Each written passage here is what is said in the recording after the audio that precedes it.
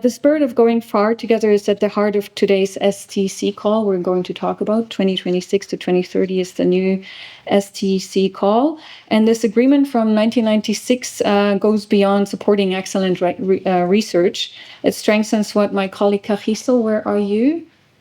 There. And I would call the bridge, the vital bridge between our two countries. For 30 years now, it's been connecting institutions, disciplines, and people. So in view of time, I would just want to warmly congratulate our winning projects and project partners. I would also like to thank the selection committee, both in Germany and South Africa, for your hard work, fairness, and expertise during this competitive process. And that's why I asked to go first. And Knox, you go after me, please. I would like to say a very special word of thanks that goes to the National Research Foundation. The NRF has managed this particular call and the overall process with exceptional professionalism and efficiency. And your stewardship, Knox and Tunes, where are you?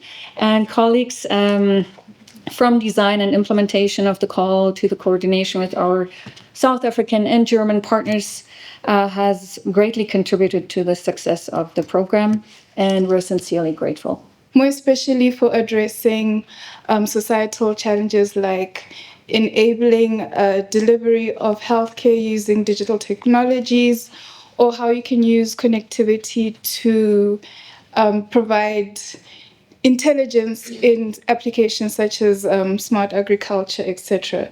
So we are very proud to be one of the projects that have been successful in this call, the AI for Open 6G. The idea behind the project is we want to use AI to be able to lower the barrier of entry for people who want to learn about cellular network technologies and deploy them, more especially, as we mentioned, for specific use cases such as, let's say, providing smart connectivity in a rural clinic, or providing farmers with abilities to do intelligent agriculture kind of applications. And this collaboration has been kind of, we're celebrating 30 years here. UCT, our research group, has been in collaboration with TU Berlin for over 20 years, starting with my former late PhD supervisor having a long let's say, relationship with Professor Thomas Magedanse at TUB, who's also a chair at the Fraunhofer Focus Research Unit.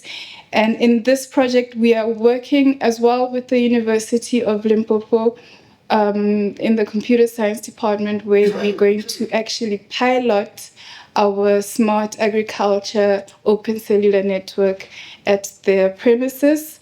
We envision that at the end of the 3 or 4 year project, we'll have an open source toolkit that can be used by researchers, that can be used by technology enthusiasts, people who want to deploy community networks to be able to actually play around with the technology without actually being specialists and engineers, etc. So thank you very much for the opportunity, and we look forward to coming back with good results from this project. It was very pleasurable to me to be on the other side adjudicating this call.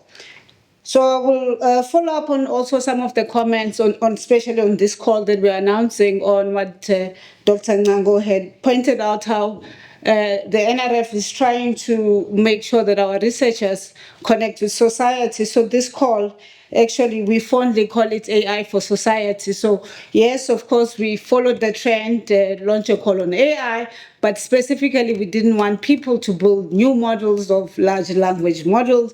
We asked the question, what can you use it for society? So all the areas that Mbulelo had talked about, if you look slightly at the names there, they will give you a hint.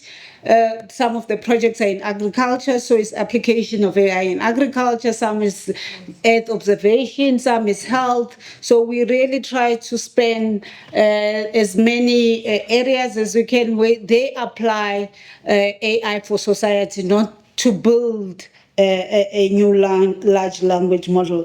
At the same time, with of course, with the blessing of the ministry, if you look closely, who was awarded in these calls is largely HDIs. It was deliberate. We had quite a discussion about how we wanted to process this call. Of course, first it was merit, so we had a large number of applications, so it was very easy for us to find appropriate calls. Then it was to decide how do we use this tool as a redress in some of the areas of equity and working with HDI. So it was really a pleasure, and everything worked accordingly. But I will not close my talk this morning without asking the researchers to talk for themselves. But first, before I ask the researchers, because I won't come back to the podium, I want, of course, thank my partner in crime, Doreen, for allowing us to cause all the trouble. Some of you may not be familiar how we adjudicated this call.